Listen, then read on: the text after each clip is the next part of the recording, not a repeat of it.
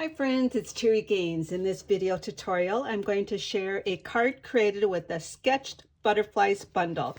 This bundle is in Stampin' Up's new 2024-2025 annual catalog. The stamp set has 10 images, the dies have 8 images, and they're bundled for a 10% savings, or you can purchase them separately. There are 5 different sentiments in the stamp set, very versatile for your card making, plus one stamp with these 4 little butterflies and 4 individual stamps. These images can be cut out with the dies, along with these dies that will cut out these beautiful butterflies. Great for so many of your different paper crafting projects. I'm going to be working with my May 2024 Create with Terri Card Kit. I give this card kit as a thank you gift for qualifying orders. This month the card kit contains designer series paper from the Unbounded Beauty Designer Series paper. If you purchase the packet, the paper comes 12 by 12 in size. You get 2 each of the 6 double-sided prints. These papers are absolutely beautiful. They coordinate with the 5 new in colors plus Berry Burst. And as I mentioned, with the packet, you get 2 each of the 12 by 12. In my Create with Terri card kit, you get 1 each, and it's 4 by 6 in size. Great for creating all kinds of different card designs. The packet also includes 2 each of the 5 new in colors plus 2 of the basic white paper. I'm going to be using this for creating the card I'm going to share. So I'm going to take one of the Peach Pie card bases. These are 5 by 8.5, perfect for card bases, or our perfect card base size. And so I'm going to set that aside for the card base, and I'm actually going to stamp on this designer series paper. This way, when we stamp the butterflies on this, we have less to color in. These are absolutely beautiful images for the butterfly. The largest butterfly is a good size, so I just leave that. I put it on my clear block and I just leave it rubber side up, and then I tap my ink on. I'm using the Memento ink for this project. And then what I'm going to do is just stamp this. I'm going to stamp it right like this onto the paper.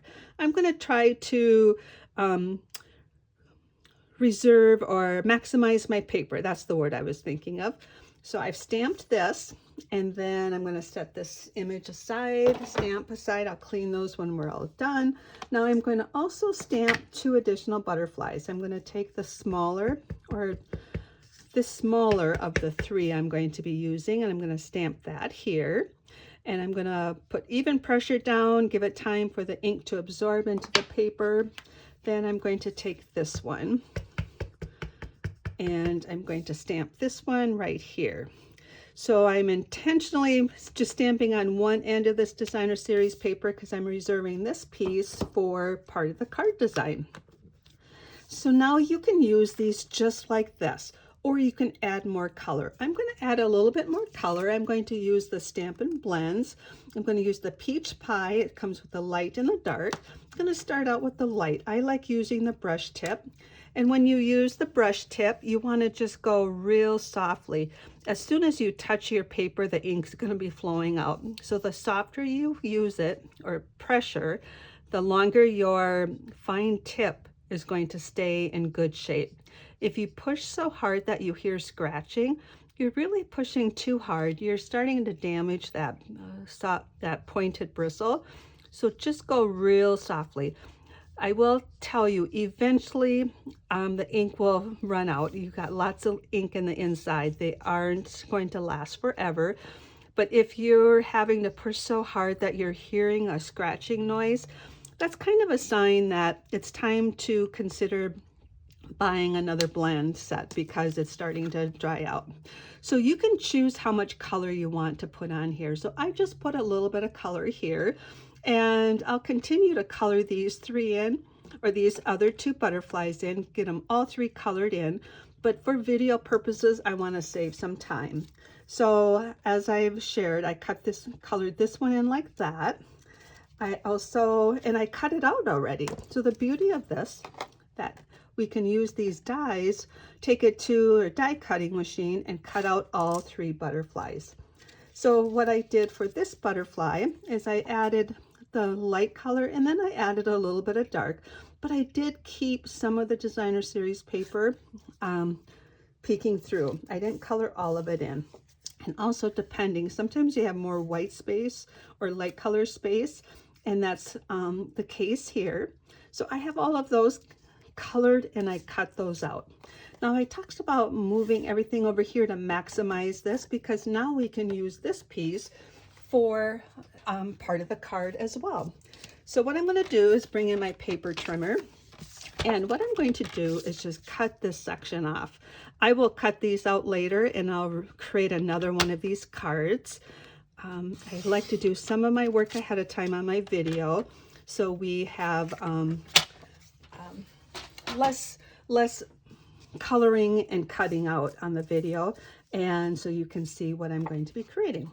So in saying all of that, we have a piece of designer series paper, we have card base, we have 3 images, and now what I'm going to do is look at my Inking of You card sketch booklet for which card design I want to work with. This is a booklet of 131 card sketches. I created these card sketches over the last 3 years for different team events. My team name is Inking of You. So we do weekly card sketch flyers, we do challenges. Here's a great one. We have 3 images. We have some designer series paper that could be here, but my paper is not going to work well with that one. But as you look through this booklet, there's all kinds of card sketches this will work with. I currently have 3 images. I could use this one, but I already have one in mind. I'm going to use card sketch 109. I've looked at this one ahead of time. I already have cards created with it. But for this one, we have a card base. Your card base can be 8.5 by 5.5 folded and scored and folded at 4 1/4. That's what I have. Or you can have it at 4 1/4 by 11 and fold it up at the top. There's a layer here that's 2 3/4 by 4. We know that this is already 4 because it was 4 by 6. This may not be 2 3/4, but that's okay. This is just a suggested layer. I have 3 images and a sentiment and a bow. So I've actually already stamped a sentiment and have that punched out.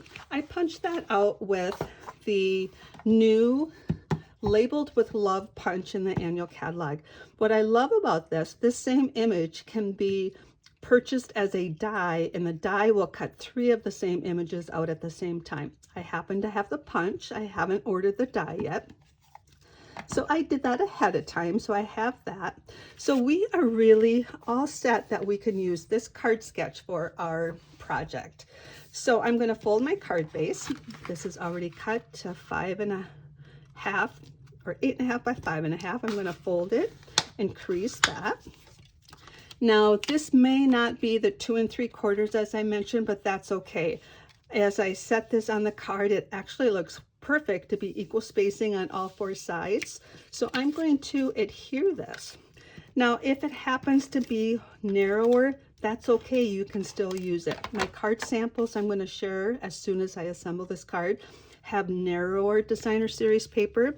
And what I did in that case was I put equal spacing on the top and then the left side and the bottom. But it looks like this could be equal spacing on all 4 sides. So we're going to put that down. I'm going to put the sentiment on next. I'm going to use dimensionals for that. I'm going to put 4 dimensionals on here, and I'm going to just offset them a little bit. And these are very strong, and they're going to add a bit of a dimension to your project. And take the backings off. So I'm going to place that over on the left side. It's going to go towards the fold, a little bit of designer series paper on top, and place that down. Now there is a bow. That's optional. You do not have to add that. You could add a knot. I am going to add a bow. I'm going to use this silver and white sheer ribbon. And I think it's a 1/2 inch wide, and it is so beautiful. It's got that silver in it, and it's sheer, and it makes a really pretty bows.